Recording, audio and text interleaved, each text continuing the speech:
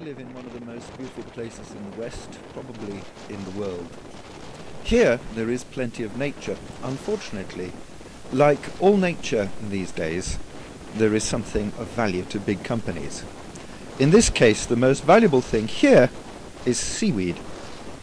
From what I understand, the amount of money that they earn from seaweed harvesting from just, I think it's 11 boats, is actually more than the entire agricultural output of Norway. The amount of money that the income that this generates is colossal.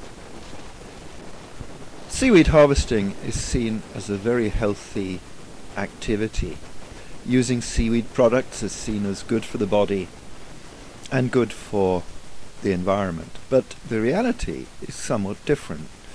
And the reason for this is it is undertaken by big companies. Now, why should we be worried about what big companies do and what they say? Well, here's a little taster. This little article talks about smoking. Essentially what it says is that documents released through litigation and whistleblowers reveal the most astonishing systematic corporate deceit of all time. What follows is a survey of the documents. Publicly, the industry denies that smoking causes lung cancer, yet it has understood the carcinic nature of its product since the 1950s. It is now clear that the industry's stance on smoking and health is determined by lawyers and public relations concerns. This is a document detailing the scientific proof that fluoridation is good for you and healthy for teeth. It talks about children with bad teeth because there's not enough fluoride, etc., etc., etc. And this is produced by a American governmental organization called the Center for Disease Control. This is a big organization. Now, strangely enough, this document talks about 40% of American teenagers having damaged teeth by fluoride. It talks about the dangers of fluoride, how it's an industrial waste product, etc., etc., etc., and that it has no health benefits at all. In fact, there are an awful lot of documents on the internet in a similar vein. Now, the question is, why am I bringing up these subjects? Essentially, the reason why I'm bringing up these subjects is because big companies lie. They lie about facts which would interfere with their business. Now, this is a fascinating document. It says, is it proven that smoking causes cancer? And it starts off by saying, the answer to this is yes and no. If you are against smoking, there is an abundance of medical data and statistical proof that smoking does cause cancer. If you are for smoking, then it is a fact there is no scientific proof, in the traditional sense, of there being a causal relationship. Let us examine each of these positions a little more closely. Before we begin, let us ask the question, what is proof and what makes a proof valid? There exists a variety of proof methods. There's the well-known traditional scientific proof method, there is the legal proof method, there is the historical proof method, and there is the statistical proof method. There are a variety of mathematical proof methods, such as the proof by induction and proof by deduction. There are so many different types of proof that the question then arises, why do we have such a variety of proof methods? The answer is that each of these proof methods have their strengths and weaknesses. A major weakness of the scientific proof method is its inability to address historical or future matters. The scientific proof can only handle present case issues. Before going on, what is the scientific proof method? The scientific proof method is a constrained or well-defined, contained experiment or procedure that is repeatable, with the same outcome each and every time. So we can see here that the truth is dependent on what you want it to be. This is a very well thought out argument and puts clearly the case that we cannot rely on any scientific proof particularly for events which may happen in the future and do not happen now, and are not happening now. To reinforce this, not one of the documents I've read on the seas and seaweed harvesting say anything about what happens if you take away all the seaweed or the seaweed beds are destroyed. Not one. They do not know. So let us examine a little closer one of these large companies.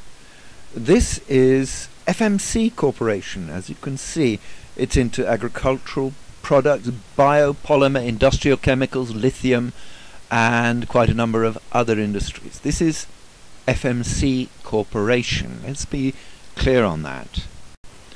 This is one of FMC's products called Furadan, otherwise known as carborifan.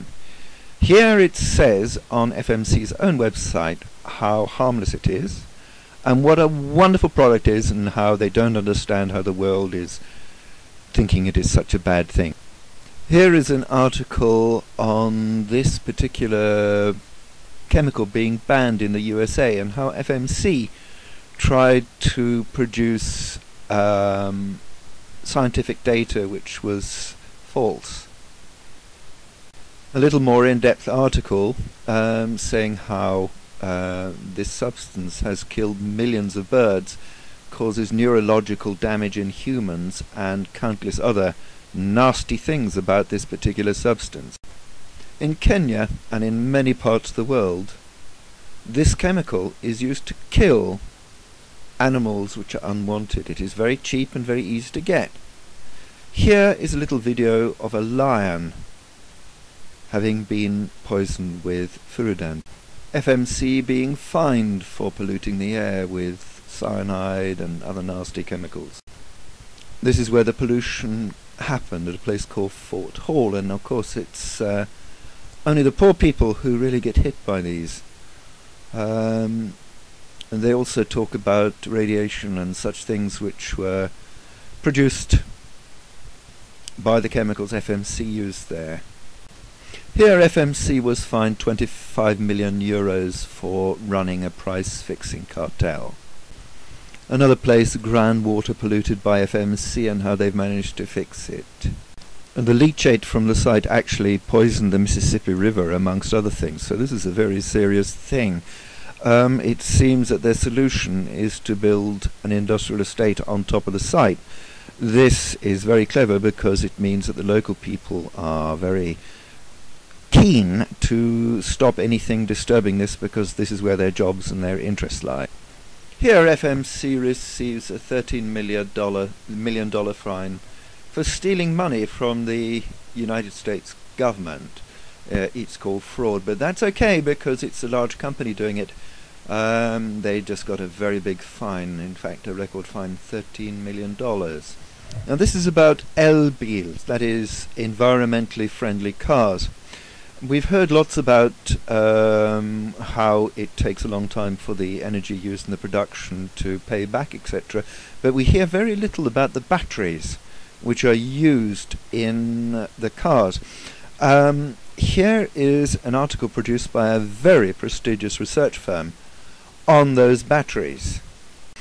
Essentially it says that the mining, most of the mining for this substance, lithium, occurs in the Atacama Desert, which is one of the most fragile ecosystems in the world, and it is destroying it irreparably. It is damaging communities which have gone back thousands of years because it takes all the water from them. Here a journalist went to visit the Atacama Desert and gives a description of the landscape. He says it's like a vast ploughed field with water running in ditches which is thick with chlorine. He says that all the agriculture in the area is now stopped because there is no water. All the water has been taken by the mining. The journalist also goes on to quote a local man who says that they're the poorest country in the world. They have no other income. This is the only way they can actually get some money. There is a great deal more concerning this company. Now, it was quite interesting when, in conversation with a certain government official, he said that this is normal for a big cooperation. There is nothing unusual about it. Well, now it just so happens that FMC group of companies, one of them, FMC Biopolymer, is the one that takes up seaweed on the Norwegian coast. Now, you have to understand that FMC is a group of companies. In fact, there are 9 companies, and some of them are involved with, for instance, developing deep sea oil drilling mechanisms and equipment. So there's a very diverse company, but they are under the same umbrella, so there is a corporate responsibility. And FMC Biopolymers, the company that takes up the seaweed on the Norwegian coast, is one of those companies. So it has a very unsavory background, FMC Biopolymers. But they're extremely careful to keep their nose clean in Norway. They don't want any bad publicity due to anything illegal, and they fight tooth and claw to keep their name out of the press. But we've done not a great deal of digging, and we found some very unsavory things and had some very unpleasant things occurring from FMC Biopolymers activities as seaweed trawlers. This is a paper produced by the Havforskningsinstituttet on the Tara skog. It says that there are over 300 different species of animals and plants living in the Stor-Tara skog. This is a paper by Henning Steen of the Havforskningsinstitut saying that there are up to 100,000 individuals per cubic meter in Stor-Tara skog, and how important they are to the environment and to the animals and plants in the sea.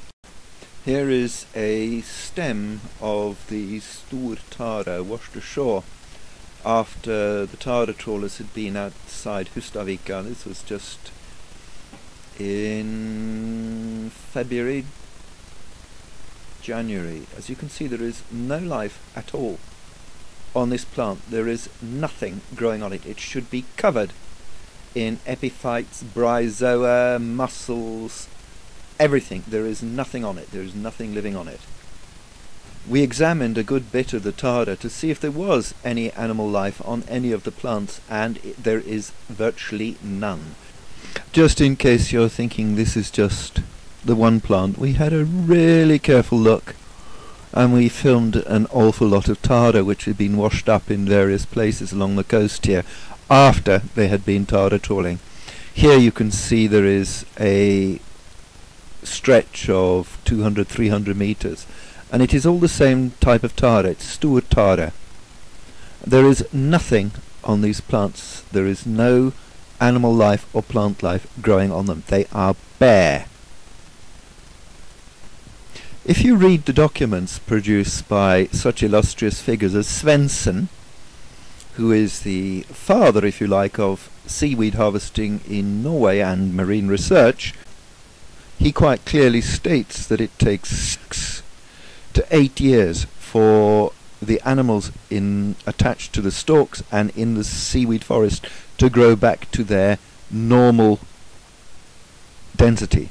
As the harvesting occurs every 3 to 5 years, officially every 5 years, there is simply not enough time for these animals to re-establish themselves. Here is a paper from the Seaweed Symposium on the removal of nitrogen and 1 or 2 other substances. It shows that it removes up to 92%.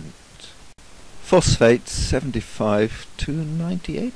That's very impressive. We also have papers on seaweed removing poisons. Specifically on TNT, there was a test by the American government, but other poisons too, such as domic acid. Now we know that Stor-Tara, indeed all seaweeds, remove carbon dioxide from the sea. They clean the sea, they oxygenate the sea, and are a vital part of the sea. Now we have been pulling up a lot of cod and other species of fish which have damaged livers. So we did a little internet research to see what damaged livers in fish mean. Essentially it says here that fish are a reflection of environmental health, have many studies have focused on fish as sentinels in order to better define and demonstrate this relationship.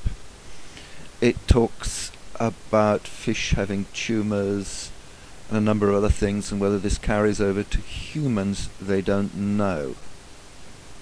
This is a more detailed study, and it says that the liver shrink and all kinds of things where pollution occurs. There are more details here in this document. Among other things, it says that the liver shrinks. Now, we found some fish with virtually no liver at all. We found them with black livers, with green livers, and some with just little strips of liver. In fact, sometimes we couldn't even find it at all. It is in fact becoming increasingly difficult to find fish with ordinary livers. So if the coast is polluted, the fish perhaps would go into the seaweed forests, because there would be less pollution and the water would be rich in oxygen. If the seaweed forests are not there, then that poses a little problem, not just for the fish, but specifically for us.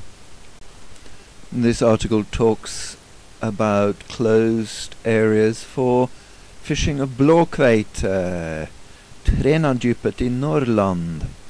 This is on ground of some nasty chemicals which the EU says shouldn't be in. This is followed by another article from NRK which talks about the banning of the landing of blåkveite and some shell skaldyr from Bodø till Lofoten. That's quite a big area, and that is, it says, cadmium, one or two other heavy metals, and PCBs, I think. That's not all that surprising, as there is some heavy mining in that area. But the simple fact is that seaweed cleans the sea. We should be thinking about planting seaweed up there to see if it actually has any effect. But it seems that seaweed is a very poor cousin to anyone's thoughts about the environment.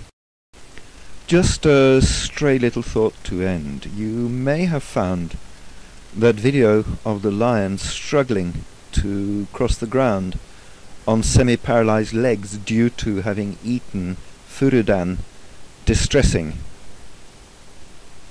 Why would you not feel the same if you saw a crab having that difficulty, or a fish having something like that? That's something that needs to be thought about. Further, what happens in the sea can affect us quite strongly. In fact, it can affect us very quickly, and here's a little taste. This is from the American Center of Disease Control, and it talks about harmful algal blooms in the various parts of America. Of course, this is America, and it couldn't happen here, could it? Well, in fact, there have been some very major occurrences on the Norwegian coast. This talks about large marine mammals dying from the toxic algae, and fish farming being particularly vulnerable.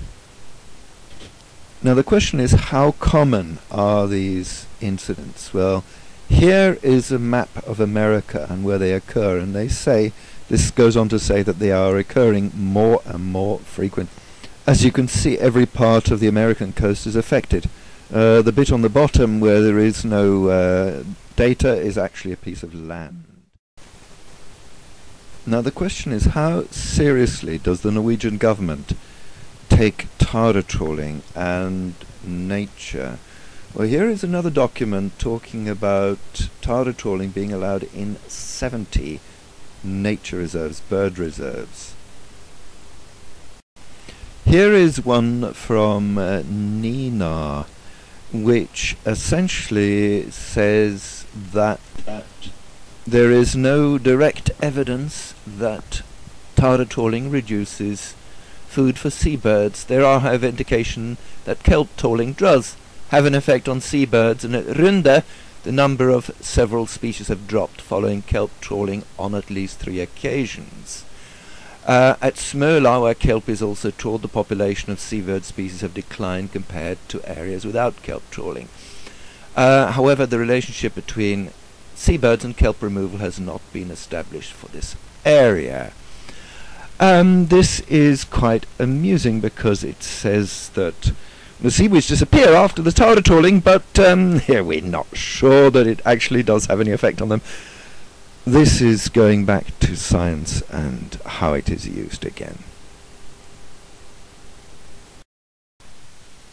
However, while we were at the meeting at Runde on tare trawling, this gentleman presented a paper on the effects of tare husting on seabirds.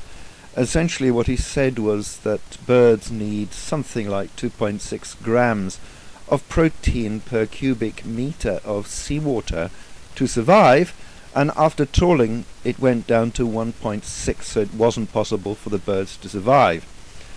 This caused a huge uproar with a lot of shouting and invective from FMC directed towards this unfortunate gentleman, and apologies all round that his paper was unscientific and it should not have been presented, etc., etc., etc.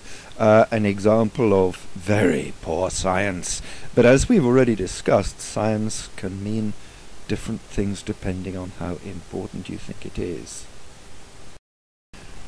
This is a little snippet from a document from Roan Fiskelaget asking the Statssekretær Kristin Grimstad to limit the amount of tare trawling up in that particular part of Norway.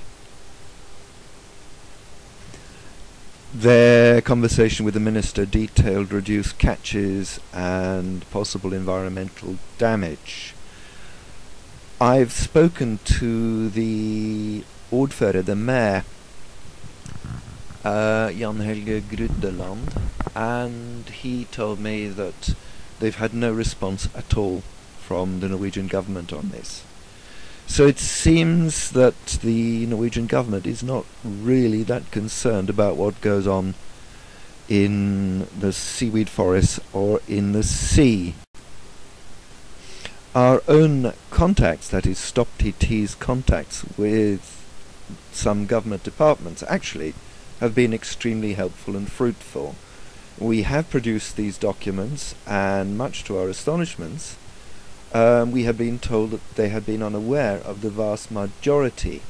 There seems to be an extreme lack of information passing between environmental groups, environmentalists, and the Norwegian government, and this really has got to change because this is our world, our environment.